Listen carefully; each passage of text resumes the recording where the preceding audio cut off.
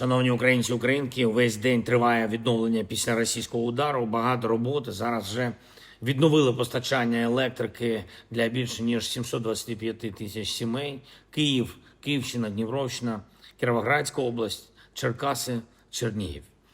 Залишається непростою ситуація на Сумщині, також Харківщина, Херсонщина, Донеччина. Через безпекову ситуацію ремонти ускладнені. Протягом дня були нові атаки дронів, обстріли, були нові повітряні тривоги. Ще триває робота і в столиці. Де це потрібно, енергетики ввели графіки по електриці. Київ і Кіровоградська область протягом дня працювали, щоб відновити постачання води. В Києві майже відновлено, на Кіровоградщині триває запуск насосів та наповнення мережі. Завдання для всіх наших областей – підготувати достатнє резервне живлення для водоканалів. У частині громад це вже реалізовано і має бути і там, де зараз ми бачимо відповідну проблематику.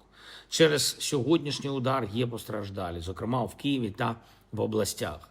На об'єктах енергетики усім надається допомога. В Запоріжжі росіяни, на жаль, убили дитину. 7 років було хлопчику.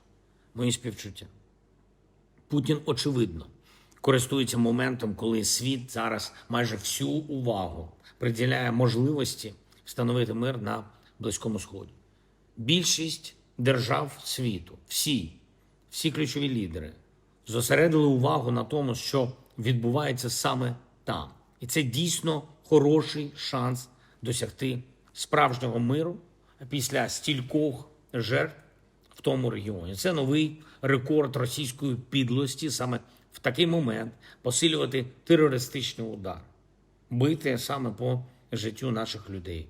Тільки у ніч на сьогодні було майже 500 дронів кількома хвилями, близько 200 з них – це шахеди, і також 32 ракети, і значна частина – це балістика. Відповідь на це може бути тільки одна, і це більше сили, більше ППО, щоб захистити нашу критичну інфраструктуру. І більше тиску на Росію, щоб вони реально відповідали за все, що роблять. Має бути посилення санкцій. Ми говорили про це з партнерами, має бути повне використання російських активів, щоб посилити передусім наш захист, посилити нас, наше відновлення. І сьогодні говорив з президенткою Європейського центрального банку Крістін Лагард про фінансові можливості підтримки України. Також говорили про нашу енергетику, нашу стійкість. Була розмова у мене сьогодні з президентом Фінляндії Стубом. Він напередодні зустрічався з президентом Сполучених Штатів Америки. Ми обговорили, які наші кроки тепер, які контакти можуть допомогти захистити життя та втихомирити цього терориста в Москві. Говорив з прем'єр-міністром Британії Стармером. Ми розраховуємо на сильну британську підтримку в цих непростих обставинах. Говорили про можливу участь Британії в програмі Pearl. Це сильна програма, яка дозволяє нам купувати американську зброю. Це дуже важливо. Те, що захищає, зокрема, це ракети для патріотів. І сьогодні ж я говорив з канцлером Німеччини Фрідріхом Мерцем. Поінформував про ситуацію, про наслідки російського удару. Я дуже вдячний йому, вдячний Німеччині за системи ППО, які вже працюють для захисту України. Ми обговорили з паном канцлером російські наміри, нашу спільну можливість захищатись і захиститись. Вдячний за підтримку усім партнерам, які дійсно допомагають діями, а не просто допомагають словами. Провів сьогодні ставку, звісно, про енергетику. Це ключове питання, але були доповіді і по фронту.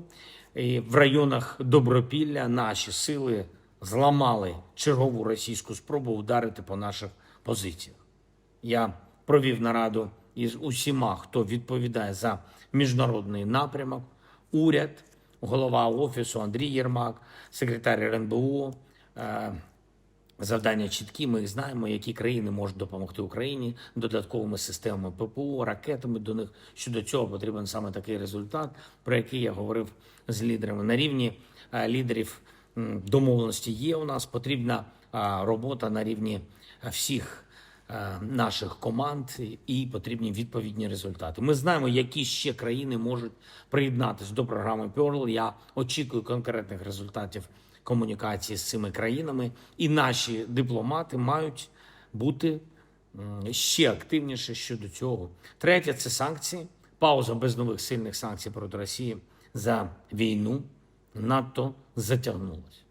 І окремо я хочу відзначити всіх наших людей, кожного, хто від ранку працює, наших енергетиків, наші ремонтні бригади, ДСНС України, комунальні служби, всіх, хто працює, щоб повернути українським містам та селам електрику, щоб були наші люди зі світом, з водою, точно без терористів, без Москви, без війни. Потрібно бути сильними і боротись разом заради нашої держави, заради наших людей. Дякую. Дякуємо всім. Слава Україні!